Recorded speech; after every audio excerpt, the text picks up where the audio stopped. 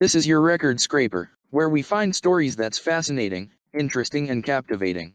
Don't forget to hit the like button and subscribe for more daily stories. Client wants us to create a design exactly like their ugly PowerPoint. We comply. As a designer, I try to educate my clients on design and why something has to be done a certain way.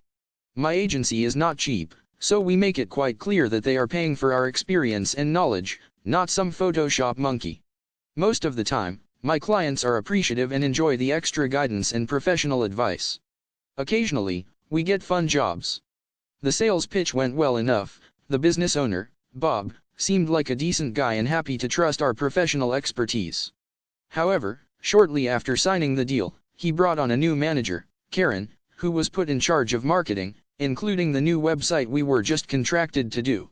It quickly became clear that Karen thought of herself as a multidisciplinary genius and despises us because she thinks she can do better than a professional design agency.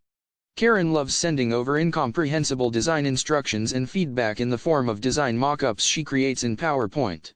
They as ugly as the devil's butthole after a strong curry, but we try our best to translate the abominations she birthed into good-looking professional design proposals that best reflects the intent of her ideas. Karen did not like it one bit. Karen was rude, uncooperative, and removed Bob from the email threads when we tried to reach out to him to get his opinion. When we sent over a design, she would bitch about how it wasn't what she wanted, and scream over the phone while our team patiently explained why we couldn't design exactly as she wanted. Mainly, it would be ugly as heck and nobody would want to do business with them with a website like that.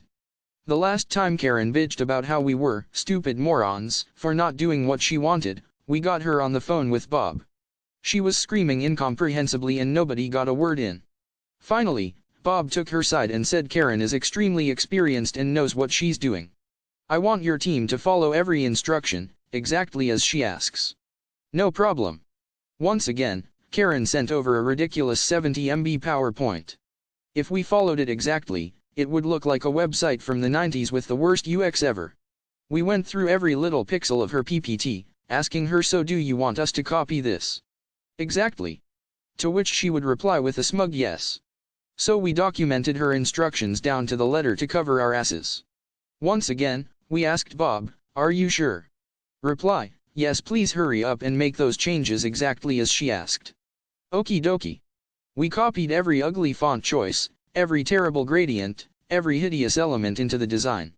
We even went the extra mile to export the ugly lopsided shapes she drew as .png graphics, so it would all be exactly as she wanted. Then we sent the design over. Here is the design, we have done everything exactly as instructed. Karen once again replied, taking Bob out of the loop, perfect. Now, it wasn't so hard to do things exactly as I asked, was it? We waited. Bob exploded, demanding a meeting the very next day to explain why we were delivering such shoddy work. We go to the meeting and Karen starts demanding that we propose a completely new design. We presented all past designs, the document in which Karen confirmed that she wanted all the changes, the countless emails in which we painstakingly explained to her why her ideas suck, and finally, the last email in which she praised us. You see, Bob, after our last call with you, we had followed Karen's instructions to the letter, exactly as she had asked. She seemed very happy with it. I am confused, why the quick change of heart? I then pull out the contract and calmly point out the portion which stated the number of design proposals we would create. Karen had used up all of it. I had reminded her that she was limited to X number of proposals, but she clearly didn't remember any of it because she didn't bother reading our emails, and would keep talking or yelling over us when she spoke on the phone. I looked Bob in the eye and told him he could either pay extra for each additional new proposal Karen wants, or choose from the existing designs done. They ask for some time to discuss privately. We break for coffee. Well, Karen is extremely experienced in this field. We will go with the last design since it is exactly as she wanted. Even my intern couldn't hold back his surprise. As we drive back to the office, he asks, is Karen sleeping with Bob or something? Why does she have him by the balls like that? I shrug.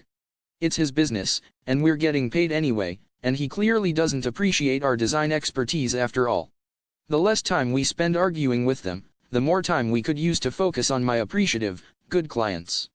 We make Bob and Karen sign off on the design, and finish up the project quickly. Karen still tries to be difficult, but we stick to the contracted terms and she couldn't do anything. 2 months after the project ended, I get a call from Bob. He began with some small talk about innocuous project-related business, but I realized it wasn't the purpose of his call. Karen had been fired after making more serious mistakes causing major losses to his company. He sounded contrite, but did not offer any real apology. That's terrible, Bob. I'm so shocked. I thought Karen was extremely experienced and knew what she was doing. Edit, sorry guys. As much as I would love to show you the site or Karen's presentations, I'm afraid I must keep things anonymous. You'll have to trust that it looks every bit terrible and outdated as a website designed by a Karen could be. We did not put our company name in the footer, and it is obviously not included in my company's portfolio. That's it for this story. Thank you for watching and don't forget hit the subscribe button and like this video.